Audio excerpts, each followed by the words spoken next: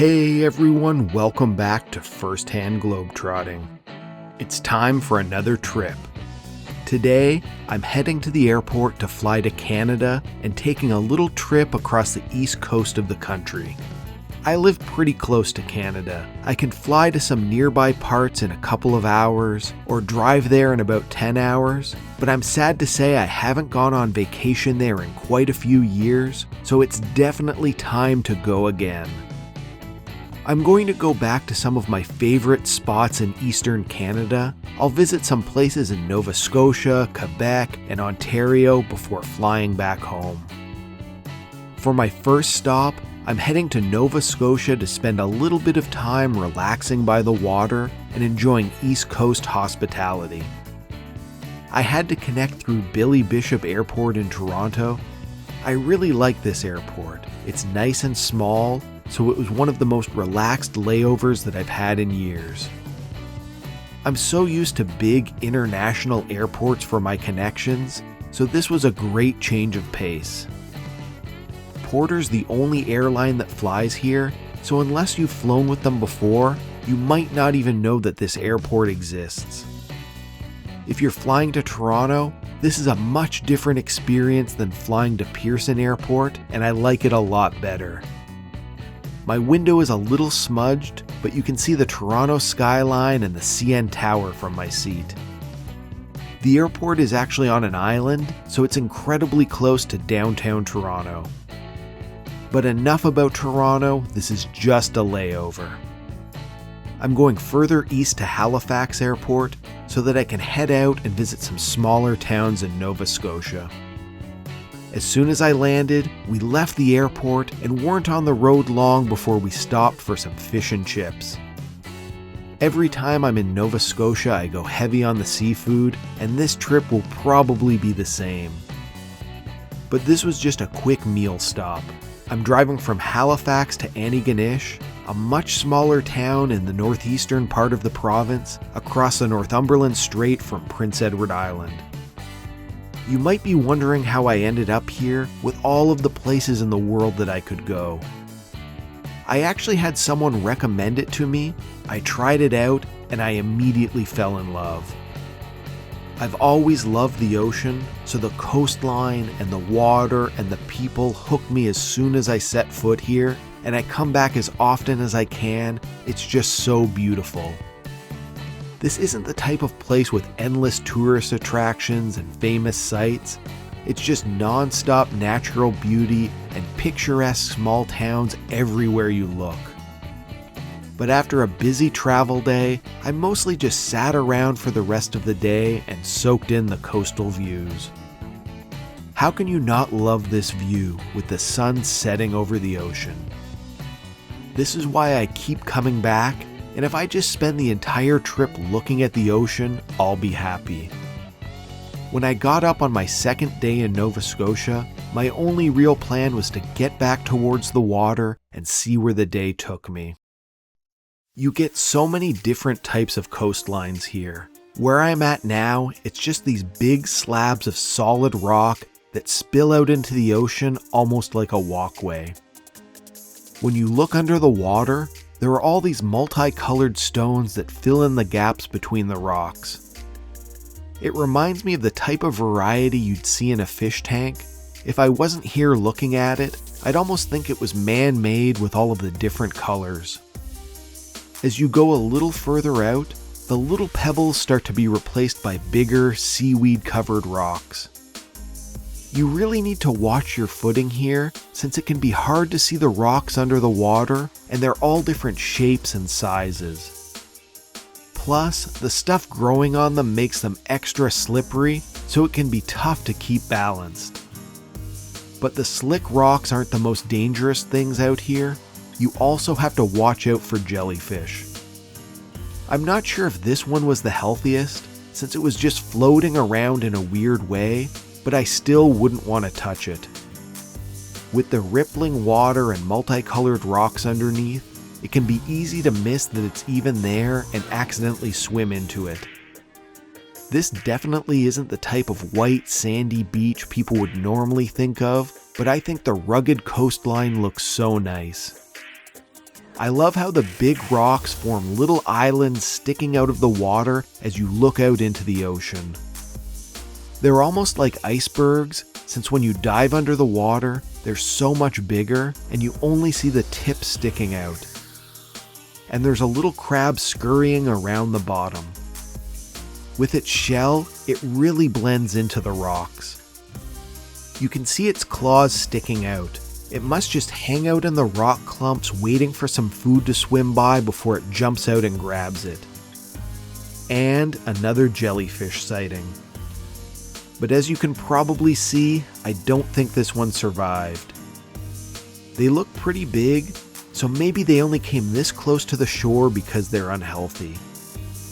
If you've watched any of my other videos, you probably know that I love being by the water. And it's even better when it's a more secluded area where I'm pretty much the only person in sight, with only the sound of the waves in the background. This was a great way to start my morning. Salt water, fresh air, and rocky coastline. The coastline and the water were nice enough to look at, but there were some kayaks here, so I couldn't pass up the chance to hop into one and paddle through the ocean a little bit. Once I got in and paddled away from the shore, I realized it was even more peaceful sitting here than it was on land. Just me, my kayak, and ocean all around me. Looking back at the coastline, it almost makes you forget that there's any civilization on the other side of the rocks and the hills and the trees. One thing that surprised me was how green it was under the surface. As I paddled around, there was so much vegetation growing down there. Since the coastline was so rocky, I was really expecting it to be just as rocky and barren along the bottom. I noticed some orange buoys floating around in the water a little ways away from the shore, so I went over to have a closer look. It's a little bit hard to see in the video, but there are ropes attached to the buoys that lead down to lobster pots along the ocean floor. The fishermen use the buoys to mark where they place the traps, and then they can come back later and haul them up to see if they caught any lobsters. I was hoping maybe my camera would catch a lobster wandering around the ocean floor, but no luck this time. After kayaking, it was lunch, and I know I had the same thing yesterday, but I couldn't say no to some more fish and chips. As I said, expect a lot of seafood. And after lunch, it was the perfect time to find some trees, put up a hammock, and swing in the ocean breeze while looking up at the treetops and the clouds. After relaxing under the trees for a while, I decided it would be fun to take a drive along the coast and see what I could find. I really didn't have a destination in mind or anything specific I wanted to see. I just felt like going for a drive. It really is great out here. I had the windows down, looking out over the ocean as I drove, with pretty much nothing but green grass, some trees, and the water visible. There are some houses along the water, but like I told you at the start, this isn't a very built up or touristy area. It's not the type of waterfront place that gets swarmed with tourists every summer, with rental houses taking up every square foot of space. If you really wanted to, you could probably come here and never see another human for your entire trip. I definitely wouldn't recommend that, since the people in Nova Scotia are incredibly nice and friendly, but it's definitely a place where you can take it slow and be by yourself if you want. One of the nice things around here is that you can drive down the coastal roads in pretty much any direction, and pretty soon you'll end up coming to a harbor or pier where all of the fishing boats are tied up. Since it's later in the afternoon, most of them are in for the day after being out on the water. I'm sure it can get a lot busier when the boats are loading and unloading at the start and end of the day, but right now it's just peaceful and quiet here, with only a few people walking around enjoying the night. It's almost like the whole pier is asleep, resting up for the next day out at sea. Walking out to the end of the pier, you can really see how the coastline just stretches off as far as you can see in front of you, seemingly forever. I decided to walk over to that place I was just looking at, and when I got there, it was almost like the ocean was glass with only very tiny waves. Other than the ripples on the water, it's just so flat. No matter what direction I look, it's just flat ocean everywhere. And as I walk a little bit further down the coast, the shoreline turns into these dark black rocks. The setting sun really helps the visual since it makes the dark rocks look even darker in the low light. And you didn't think I'd come out here and not have a lobster feast, did you? A lot of places you can buy it directly from the fishermen, so it really doesn't get much fresher than that. I wonder if any of these ones were in the traps I was kayaking by today. After dinner, it was mostly just a night spent relaxing along the coast, so I don't have much left to show you on my second day in Nova Scotia. But tomorrow is a huge holiday and celebration here, so I'm really excited to get up and see what the excitement is all about. I'll show you that in the second part of my Nova Scotia video series. I'll put a link down below in the video description. And don't forget, this is only my first stop on my Canadian trip, so much more to do and show you.